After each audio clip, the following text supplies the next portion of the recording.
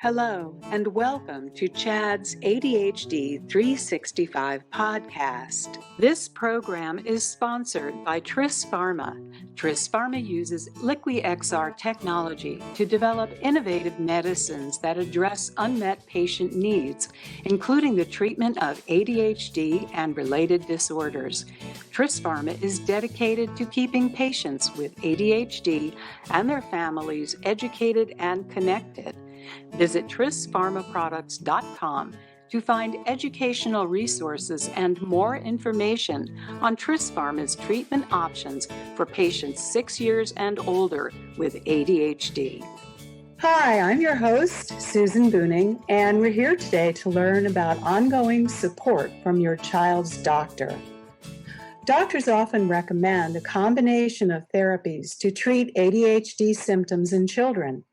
In addition to prescribing your child's medication, the doctor may also refer your child to a mental health specialist for behavioral or cognitive therapy.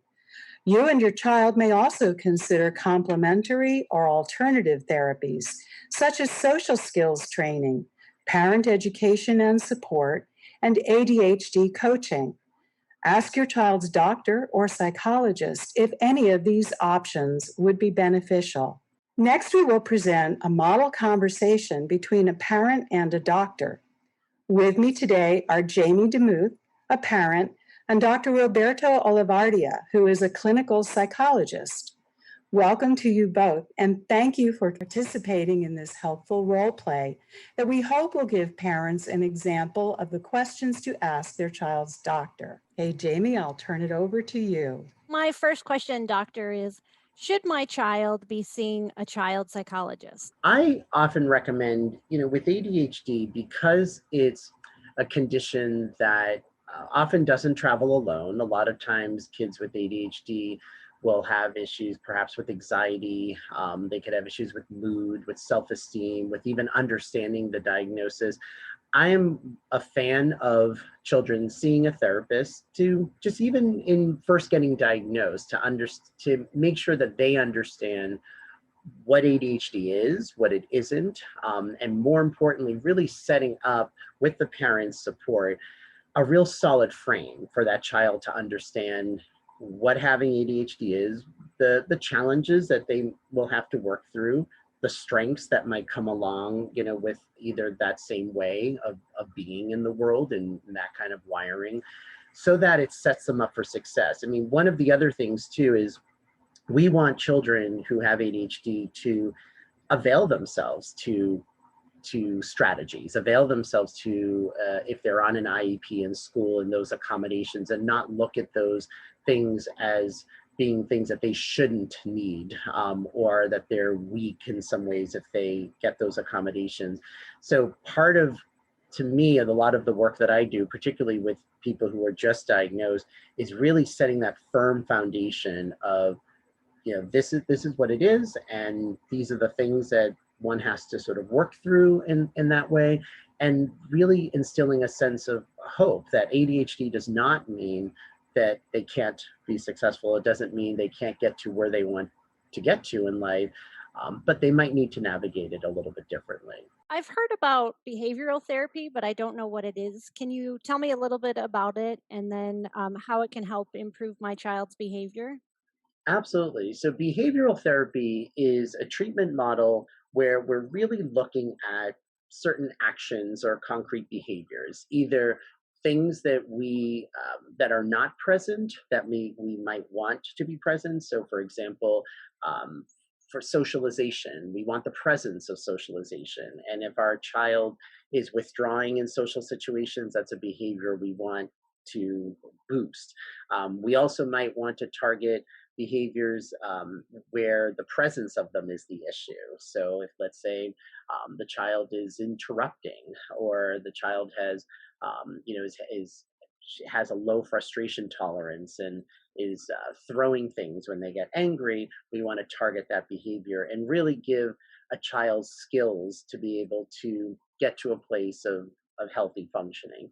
So with behavior therapy, it's very targeted, it's very concrete in the sense that we're looking at an observable action that either we want that child to have or we realize is a action that's getting in the way for that child.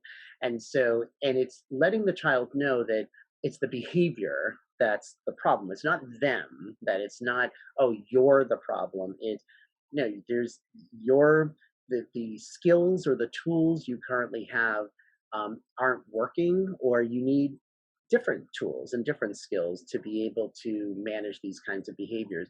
It also has a very collaborative feel too. Like when I'm working, even with children who are quite young, I'll ask them, what they don't like about a certain behavior that might be getting in the way. For example, an 8-year-old that I'm working with right now, his friends, find him annoying. He'll say like my friends, and he puts that in air quotes, and he says, I think they're probably soon not going to be my friends. They think I'm very annoying. And I said, oh, why do they think you're annoying? He's like, oh, because I interrupt all the time, and they think that I think I'm more important than they are. And that's not what I think.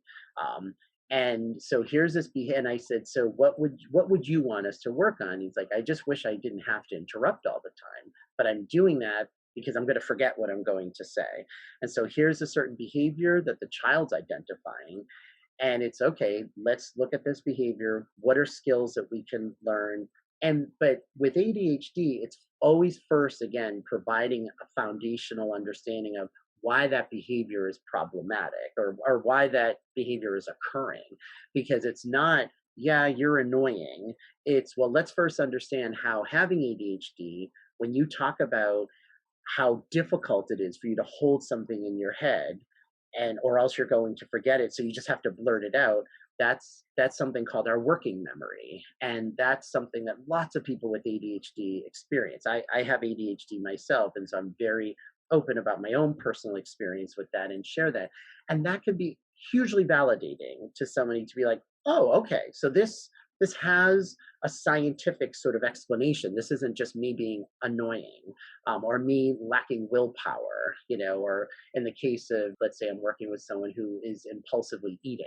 I work with a lot of people with ADHD and eating issues and impulsive eating. So it's having that understanding, and then it's giving them hope that there are skills that we can do to target that behavior. And it's a very collaborative approach. So it's something that a child might be assigned.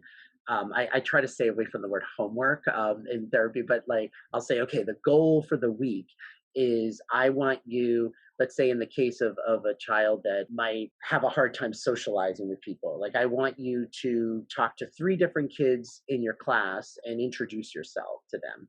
And knowing very well that behavior therapy, it can feel anxiety provoking, because sometimes you're basically assigning to the child certain behaviors that might make them feel a little anxious, and letting them know that that's fine and that's normal, and that things get less anxious over time the more we expose ourselves to it. And then when I meet with them again, I'll say, okay, how did that work? And sometimes they'll be like, well, I didn't talk to 3 people. I only talked to 1. That's fine. How did that one, work? Because we also want to model in behavior therapy that it doesn't have to be perfect, because we all know that having ADHD can sometimes undermine the treatment of ADHD. So even with behavior therapy, that the executive functions involved in, okay, how do we make sure that that child or teen remembers to do that quote unquote homework, in some ways. So part of the therapy and the behavioral treatment could be how to help them remember to do those things, which is helping them in other areas of their life as well. I've also heard about cognitive therapy. Can you tell me a little bit more about that? And then the same, like how would that be helpful for my child? So with cognitive therapy, a lot of times cognitive therapy and behavioral therapy are together. We call it CBT, or cognitive behavioral therapy. The behavior part really targeting actions and behaviors. The cognitive part is really targeting the thoughts and self-talk that people have. So for example, and this is very important for as far as working with kids with ADHD, going back to your first question around really helping children define what ADHD is. And I have to say, unfortunately, even with a foundational understanding, I think it's very hard to escape not having some negative self-talk creep in there. I mean, just even thinking about my own experience, like there are going to be times where you see other people do things so easily and so fluidly, and you might have to work 3 times harder sometimes to sort of get that. And how you think about that is really important, because if you think, okay, well, I have ADHD, this is why I need to do this way, I'm going to learn different tools and strategies, then that's one thing. But if your thoughts say, maybe I'm not that smart, maybe everyone's telling me I'm bright, but I'm really not, because this is much harder for me than it should. Maybe I'm really stupid. Maybe I'm kind of faking it. A lot of people with ADHD struggle with what's called an imposter syndrome, like this idea that if they're doing well enough, that they feel like, well, if people only knew behind the scenes, then I don't know how they would think. Like I think in my own experience, like I didn't consider myself a good student until college. Like when I went to college, that was when I really considered myself a student. Prior to college, I felt I navigated and I got by, and I felt like I hustled sometimes. Like, and I didn't read anything from beginning to end that was assigned to me in high school. I read bits and pieces, and I was good at getting the gist of it. And it's not that I thought I was dumb, but at the same time, I felt like what the perception was of me was different than how I felt it to be. And so that self-talk is so important to address, because we don't want children feeling stupid and having these expectations of themselves. So with cognitive therapy, it really targets this self-talk, and particularly inaccurate self-talk. And so there is this term called a cognitive distortion, which refers to patterns of thinking that we actually all have at some points in our lives. But if we do it a lot and with high intensity, it can really run into problems. So for example, all or nothing thinking is a type of a cognitive distortion. So we're either perfect or we're a loser. We either have to get 100 or we might as well get a 0. And if we think in that way, that's a hard way to get through life, thinking in all or nothing ways. And many people with ADHD might fall into that line of thinking. So cognitive therapy would say, well, let's examine the thought. And again, CBT, like behavior therapy, there's a very collaborative feel. It's not like therapist sits back and is silent, and the kid is sort of not having any direction. It's very collaborative, like, well, let's look at that thought, and let's examine it for its evidence in some ways. And I always try to make it fun by saying, like, we're going to be our own detectives and our own researchers in our own thinking, basically. Is there a middle area? Is there a gray area? What would that even look like? Another cognitive distortion that could affect people's social functioning might be something called mind reading, which could be, oh, I feel like people don't like me. Okay, well, let's first examine that. What evidence do you have? Now, sometimes people have evidence of that, and we'll still work at that. So maybe they don't like you because you interrupt. So that's where the behavior therapy comes in. But sometimes people might have those thoughts, and it's like, it's just a feeling. There's no evidence of it.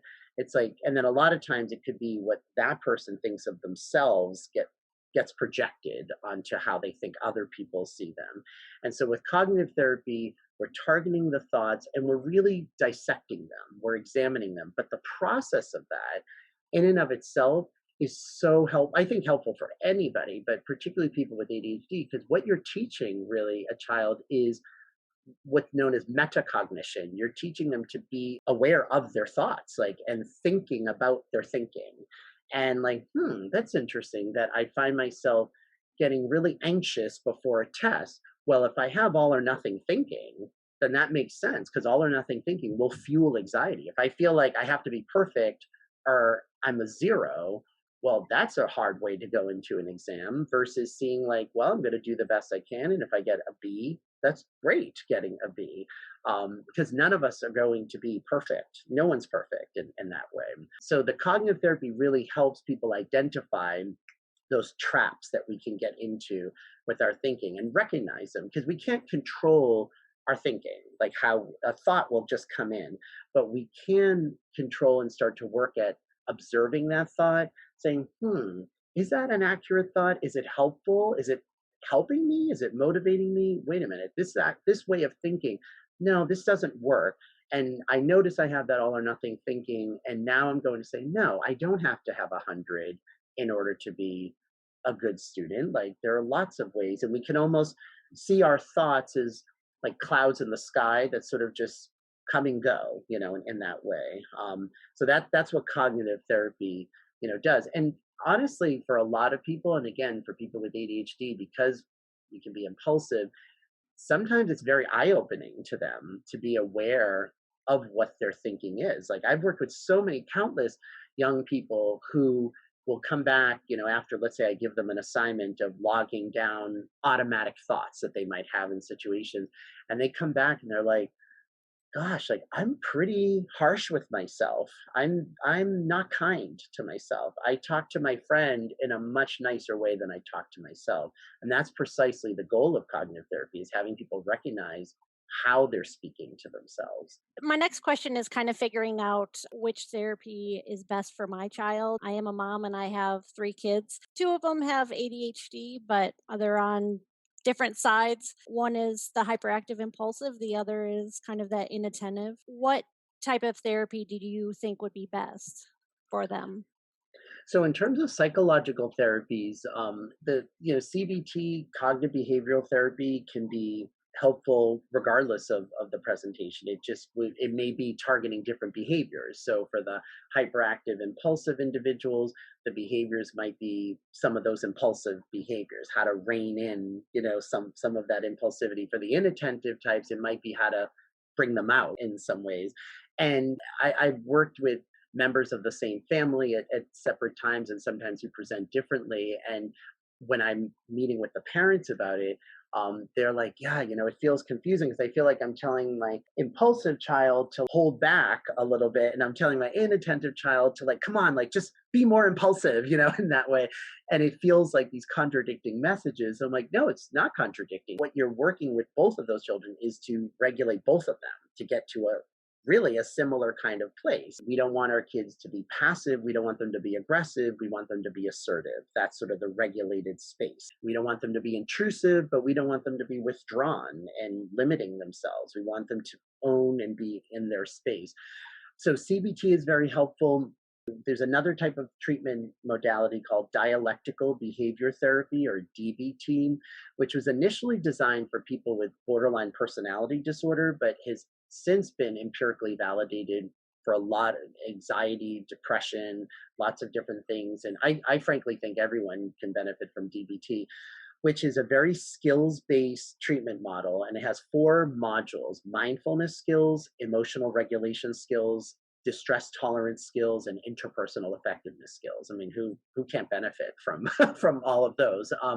And for a lot of people with ADHD, I integrate some DBT as well. Like how can we be mindful and kind of be in the moment, noticing things and being aware of things?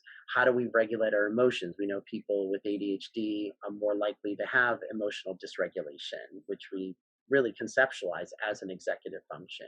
How do we tolerate stress and distress? And how can we be in relationships where we can, tolerate maybe some of the uncomfortable feelings and conflict, or awkward situations, and be assertive and express our needs, and which is incredibly, again, helpful, particularly for kids with ADHD, who we really want to promote a sense of self-advocacy. We want them to be advocates for themselves. So those skills work very well. And then talk therapy can be extremely helpful as well, in terms of just having them understand who they are, not, and the parts of who they are that include the ADHD, and the parts that they might see very separate, than the ADHD. And I think all of those modalities, and then with young people as well, working with parents, whether it's parent coaching or having meetings with the parents as well, of how to parent a child, with ADHD, because we all try to do the best that we can do, but there is no manual of, okay, well, what might work for one kid might totally be different. We think of it as a neurodiverse condition, and that might mean that even parenting strategies might be a bit out of the box, in some ways as well. And so working with parents too, to educate them and help them understand And I could give you an example. I remember in third grade, we had to write a paragraph of we were assigned a Greek god or goddess, and I got Athena, the goddess of wisdom. And I was just staring. I mean, this is aging me, but the typewriter days, staring at my typewriter, and I just couldn't write anything. And my brother, I have an older brother, he had a Queen cassette tape, and the first song on it was Another One Bites the Dust, which if you don't know that song, you have to know that song. Best bass line ever in a song, and I'm a big music fan. So I played that, and all I can tell you is that the do, do, do, the bass line just opened my brain up, and I was able to start typing. And my dad, who very close with, he's no longer with us, he did not have ADHD, and he was a teacher. And he said, oh, you can't do work while listening to music. That's going to distract you. And of course, I didn't know then what I know now, but I said, Dad, all I can tell you is I put on the music. Literally, I remember making the motion. It opened up my brain. To this day, have gratitude for him for saying, well, I'll leave for like 10 minutes and I'll come back and we'll see how it works. And I'm so eternally grateful for that, because by the time he came back, I was done writing what I needed to write.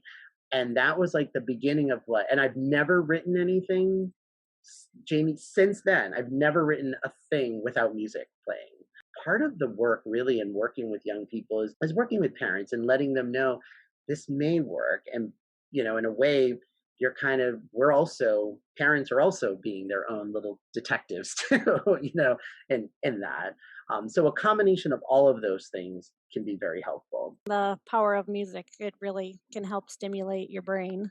Absolutely. How, as parents, will we know if we've chosen the right therapist? So with ADHD, it is so important to work with a therapist that really has expertise in understanding ADHD, where it's not just that ADHD is one of many different conditions that might be eighth or ninth in the level of specialization.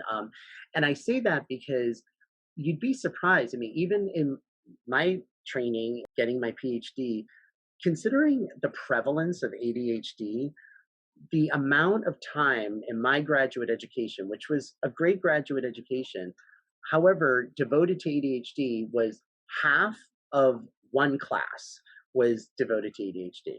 I learned more about schizophrenia than I did ADHD. And not that I shouldn't know about schizophrenia, but schizophrenia affects about 1% of the population. ADHD is a lot more than that. So we really didn't learn as nearly, I mean, my education about ADHD is, my personal experience, but is also post getting a PhD, reading books, going to the International Conference of ADHD, that it was all, through that. It was not from my training. And so I tell parents, don't assume that just because somebody has a PhD and given the prevalence of ADHD, that they had adequate training on ADHD. They might not. It's sad because I've talked to therapists who, I mean, even this happened probably a couple months ago. I was doing a consultation with a patient and talking to the previous therapist, and it was clear that this patient had ADHD, and he said, yeah, he goes, I never really entertained it because they did really well in school. And I'm like, oh, and it's like, no, like, but if you ask the person, like, they were procrastinating, they were pulling all-nighters, writing the paper, they were copying their notes, they were compensating big time. And there was a tremendous amount of anxiety that came along with it. So to answer your question is ask the therapist, do you specialize in ADHD? Do you see a lot of patients with ADHD? What is your training in ADHD?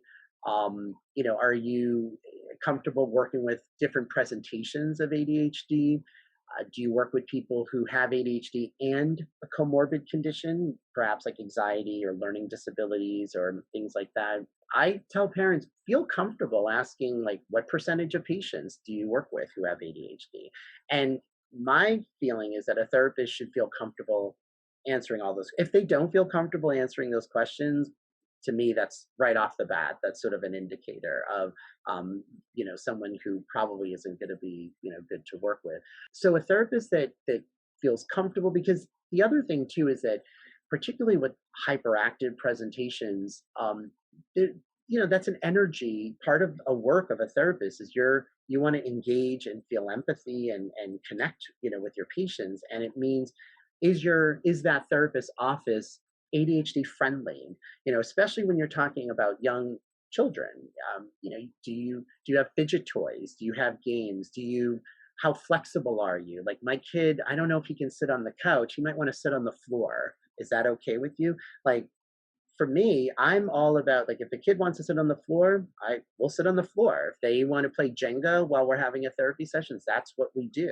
Like, you kind of have to go with that flow, versus if you sense that the therapist is very rigid in their style, that often doesn't work very well with someone with ADD, because part of it is also what we're trying to model to children. We're trying to model to them this sense of flexibility and being open to different strategies and how to sort of regulate themselves.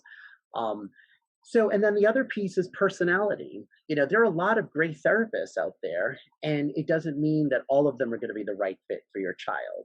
If your child, let's say, is more introverted, they might need a more extroverted kind of therapist to sort of draw them out. Or perhaps too extroverted of a therapist might overwhelm them, in some ways. And so sometimes I often recommend that parents meet with the therapist for a session before, even the child, and get a sense, because your child best. And so you'll know, oh, this person will really jive, like with my kid, versus, this person's knows ADHD and they know their stuff, but I don't know if this style would work for them.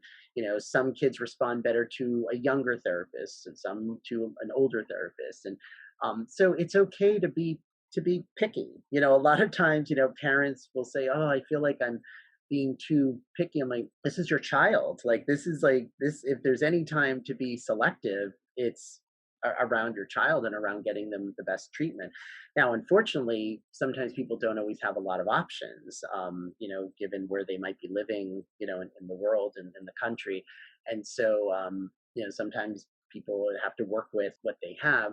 But I also invite parents all the time to share with me what they think, if they feel that something could benefit the work, the therapy.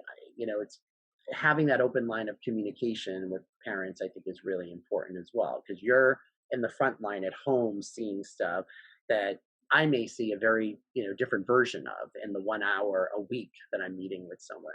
So I often say having a therapist that has a good line of communication with parents, particularly for young people, is really important as well. Those are some great questions to ask, things I wouldn't have thought about, and certainly things to consider when we're choosing a therapist. My next question is, are there any complementary or alternative therapies that we should consider? So in terms of when we think of, even with complementary alternative, one of the things I always caution is with ADHD, there's a lot of information out there about ADHD that is very misinformed and not written by true ADHD experts, in terms of, have your kid not eat any sugar and gluten and their ADHD symptoms will go away. I've seen craziest things. I saw an ad that one of my friends had sent me of a store in his town that claimed that CBD can cure ADHD. And I'm thinking, oh my gosh, and it's what's sad is that as parents, we want the best for our children, and we don't know what we don't know a lot of the time. And so a lot of times people will fall into some of these things, and because they're doing what they think is best for their kids. So in terms of when we think about therapies, what we know has been empirically validated: cognitive behavioral therapy, dialectic behavior therapy, medication certainly has a decades of research, behind. And then there are things that we know can also be helpful for ADHD, but we don't necessarily consider them in place of the treatment. So they're adjuncts, they're supportive to it, they're complementary in that way.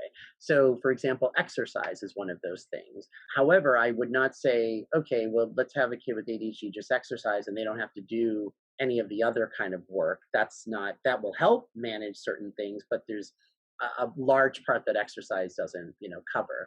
But physical activity absolutely is very helpful. It stimulates neuronal growth in the brain. It discharges stress. It helps with concentration. It helps with sleep.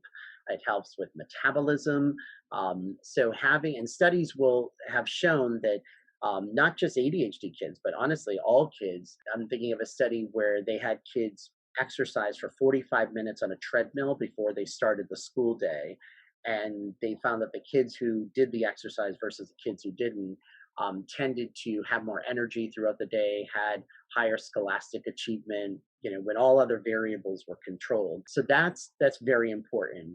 Sleep is incredibly important. And we don't think of sleep as treatment in some ways, but these are fundamentals that first, I want to talk about like the bottom of the pyramid, which is sleep, eating, exercise. If those are off balance, then everything else is just going to be sort of destabilized. How is your child sleeping? And we know that sleep issues are common for people with ADHD. How regimented is their bedtime? How structured is it? Do they sleep through the night? And working with their doctor in terms of if there are sleep problems, if there's potential sleep apnea or night terrors or sleepwalking and things like that, which are actually quite common in kids with ADHD. Poor sleep it just drains the fuel out of the tank even more. Eating, how are they eating? We know that people with ADHD really find sugar very appealing. So it's not that sugar causes ADHD, but people with ADHD love sugar, and it stimulates dopamine in the brain. And for a lot of kids, they might find that very appealing, but a lot of times, even nutritionally, nutritionists will tell you it's not just what we're eating that can be the problem. It's what we're not eating that sometimes is the bigger problem. So it's because, let's say a kid is eating sugar and simple carbohydrates, they're filling up on that, which means they're not eating perhaps enough protein, magnesium, omega-3, zinc. So definitely really having that well-balanced diet. And for some kids who might have significant issues with either whether it's food sensitivities or are trying different kinds of foods, sometimes working with a nutritionist can be really helpful. So the eating, sleeping, exercise foundation. And then there are other things, like mindfulness skills, which I mentioned is one of the models of DBT. Mindfulness, it can be its own kind of treatment modality, as teaching kids with ADHD certain skills of how to be presently focused, to sort of be in the moment, and those kinds of ways has been very useful. Understanding that because with ADHD, kids are craving and need a certain level of stimulation, and school is their full-time job, so to speak. What else are they doing outside of school, and being attentive to those other things? That what we want are activities that are going to generate a positive amount of energy, discharge, energy, and things that are not going to be, in a sense, like habit forming. So, for example, video games can be a great release for kids with ADHD. However, too much of video games might leave them feeling not actually energized after, but depleted in some ways that doesn't help them regulate. It almost becomes like an addictive kind of behavior. So being aware of what are those other activities, and helping kids feel successful too in things. And video games, I know with a lot of the young boys in particular that I work with, they feel very successful in video games. And I grew up in the 80s, and my parents were ahead of their time. I was the last kid on the block to get an Atari, and it was purposeful, they said, and it worked because I wasn't good at it. And so video games never was an issue for me, but it's because I wasn't good at it. I wasn't getting the reward from it. But some of these video games today, I mean, they are quite complex. So I don't want to throw it all out, because I do think there is a lot of spatial awareness and hand-eye coordination and things like that. But it's all about regulation with any of those things. So it's being open to that. But if there are things that seem like, when you hear about things like CBD and things, anything that claims to cure ADHD, already you want to discredit, and really look for the evidence. So for things that kind of feel a little bit out there, you might hear about hypnosis. There's no evidence that shows that hypnosis. I mean, mindfulness is very helpful, and there's an element of mindfulness in hypnosis, but other than that, that's not really going to be, as helpful. There's acupuncture. I mean, the studies I've shown find again with acupuncture inherently in that can have like a mindfulness component of being in the moment that can be helpful. I haven't seen studies that show that, acupuncture really relieves sort of those symptoms, other than the idea that you're kind of still and in the moment and paying attention to your body can be very, very helpful. So if in doubt, look for the evidence and ask, ADHD experts, like, is this something that, has been well studied and well proven? And if it's something is not going to be harmful, in any way, it's like, okay, well, let's try it and let's see, how this works. But I always tell people, be very careful when it's certainly anything that goes in someone's body, like that's CBD. There's no evidence that shows that CBD is helpful for ADHD, or certainly anything that costs a lot of money that is out there. That unfortunately there are a lot of vitamins and supplements and companies that are like, hey, this can help with ADHD. We really want to question. I mean, we know again, good nutrition, omega-3s, things like that have been seen and have been proven. So it's not that all of it is a wash. Unfortunately, a lot of companies out there that market themselves and I think prey upon, parents that are just trying to do the best for their kids. Another question is about ADHD coaching. I've heard about it. Is that something that could benefit my child? So coaching can be a very good it could be a complementary part of the therapy. And sometimes therapists kind of can integrate sort of like a coaching modality in it. But so the one of the main differences, a lot of times like coaching can look like cognitive behavioral therapy, like we're targeting a certain behavior. What are the skills or things that you want to practice and doing? And a coach is just like a therapist, can be almost like a level of an accountability. Except we say we want to be an accountability, because accountability has this like cringeworthy factor to the word. So it's like I'm your accountability, and so if you are have to work on this project for school, shoot me an email, or a text, and let me know, okay, what is the day and time you're going to start, and then send me an email or a text once you start that. And then I may shoot you a text in the middle saying, how's it going? And now if the person is off track, and this is a no shame, no judgment, it's just data. The person's off track, it's like, it's helping them be mindful to, oh, I just went down the Netflix rabbit hole.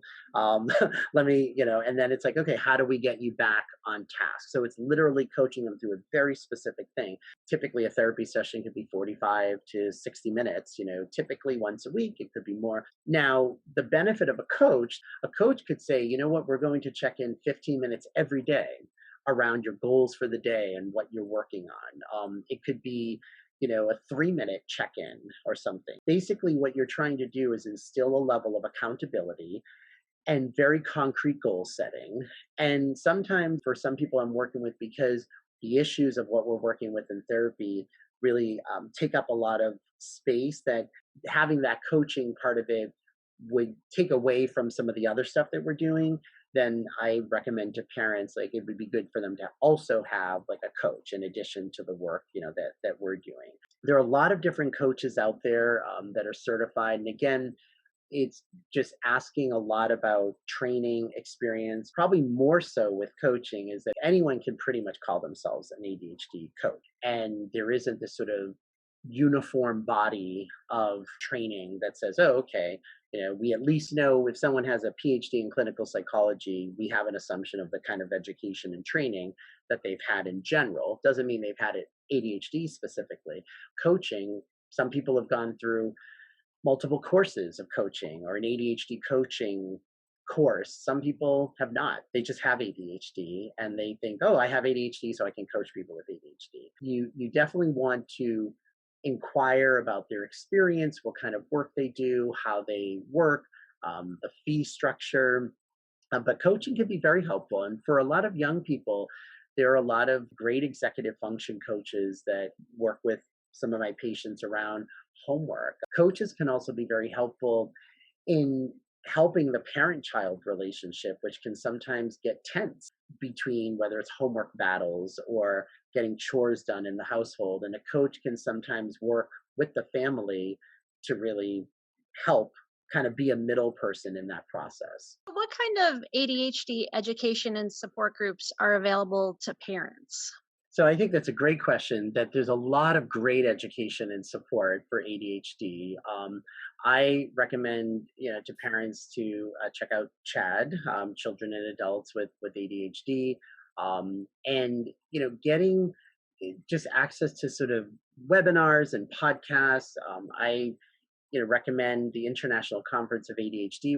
When you have a child with ADHD, just like for the person themselves with ADHD, learning not only from the experts but hearing from other parents is super important. If there's a local support group, whether it's through CHAD or through your child's school system, parents need other parents who have children with ADHD to talk to about it, because it can feel very isolating if all the kids are in circle time and your kid is never getting in the circle for circle time. And it can be helpful to talk to other parents who have those kinds of experiences, or navigating an IEP process.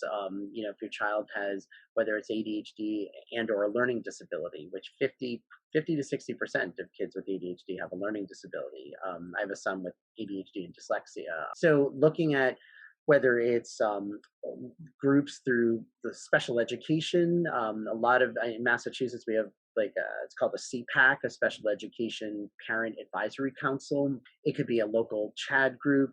It could be through, places like CHAD, getting books about ADHD by experts, like Russell Barkley, who's the godfather of ADHD research. I recommend to parents he has YouTube lectures online and learning about how the ADHD brain works. There's actually a great YouTube channel called How to ADHD by a young woman named Jessica McCabe, who has ADHD. And she produces these very colorful videos. I mean, she knows her audience well. But yeah, talking to other parents, talking to educators, and just being a consumer of that information, because it's truly knowledge is power. And I find, even where I am in my life and just knowing that I'm in this field and in this world, when new studies come out that I read about, I'm still feeling a sense of validation of, oh, okay, that makes sense. Like, that's why X, Y, and Z about even how I operate, and helping me understand my child better, and helping me understand patients better. So with ADHD, there's just more and new research coming about, but those are definitely the sources I often have people start with. You're so right. Just getting to know other parents and knowing that you're not alone, it's really invaluable. How can social skills training help my child develop and also help them maintain healthy relationships? That's a great question, because social skills are one of those things that can really be a determining factor as to how pleasant the experience of school can be sometimes for kids with ADHD. And I can tell you from my experience, if it weren't for my friends and the social venue of school, it really would have been miserable for me. I did not like school prior to college, but I did look forward to seeing my friends, and that was super helpful. When you have a child that either doesn't have those social skills or has trouble in that area, it is so important to treat that and to really give the child those tools, because good social skills can really be a very strong compensation. It's a very strong compensatory factor in helping them through certain things. It's one thing to think, okay, well, if, let's say, because not all children with ADHD hate school necessarily. However, if you do, or if you find school very difficult and whatnot, having those friendships is really important. And also to know, we don't have to have 10 friends or 10 best friends. That there's the difference between 0 friends and 1 friend is profound. The difference between 1 friend and 5 friends isn't as big of a difference relatively as the 0 to 1. You need to have it, it's so important for your child to have that.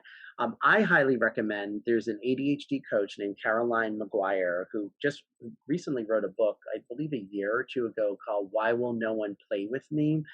Highly recommend for parents who have children who have issues in that area to check out that book. She does such a fantastic job really outlining the areas that kids with ADHD and neurodiverse kids in general might have in the social arena, and gives very practical, concrete skills and tools of how to help with that.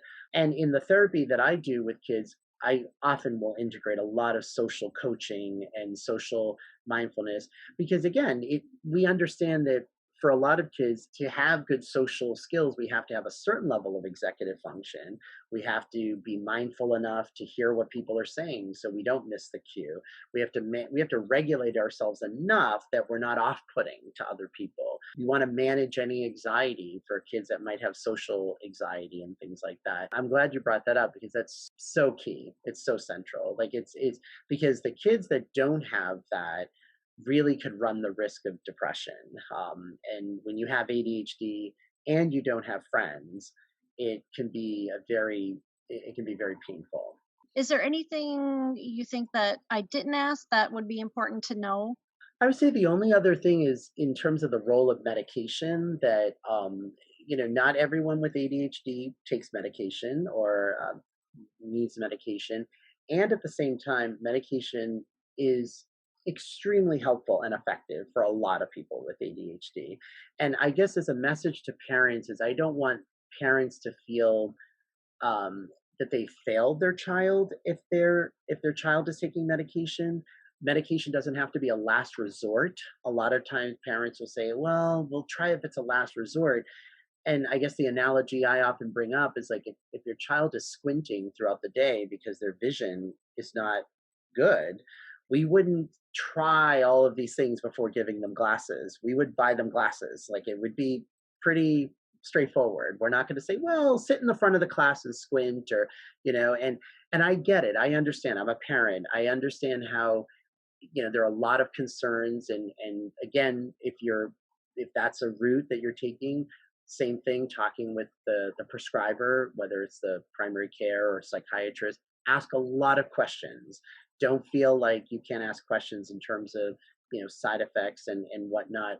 But these stimulant medications have been around for decades. They're widely studied, probably more studied than most classes of psychiatric medications. They can be very, very helpful, and they're also very trial friendly. And what I mean by that is an antidepressant, for example, like Prozac, someone would have to be on at least 2 to 3 weeks before we can start, and they have to take it daily to see, is it working, is it not?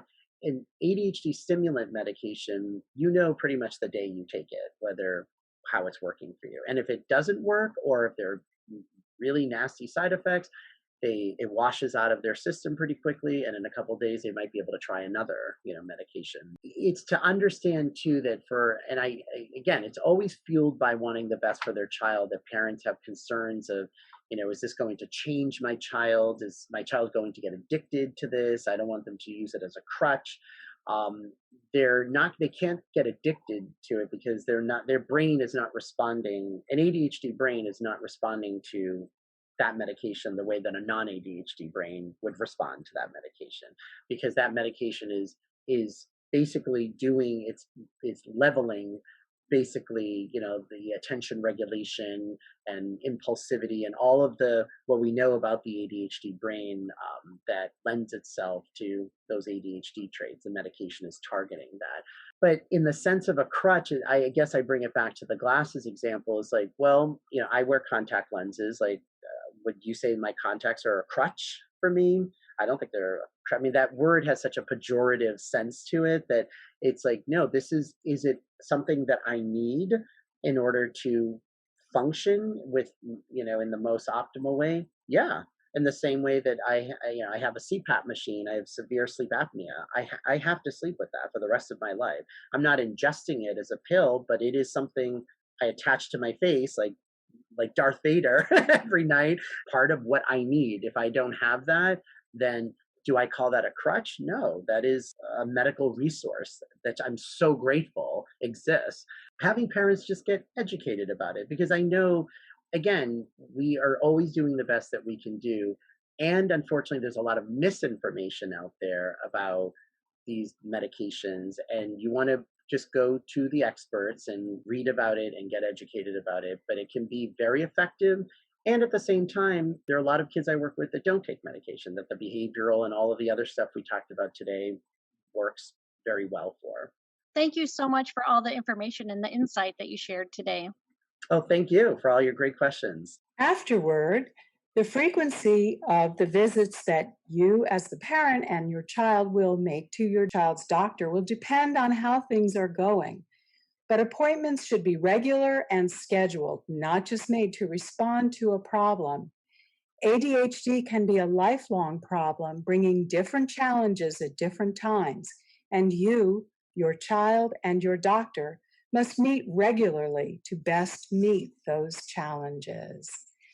I'd like to thank Jamie DeMuth, our parent, and Dr. Roberto Olivardia for this wonderful conversation. And we hope that parents will have similar conversations with their children's doctors. Thank you both so much. Thank you for listening to this podcast sponsored by Tris Pharma, the makers of LiquiXR technology.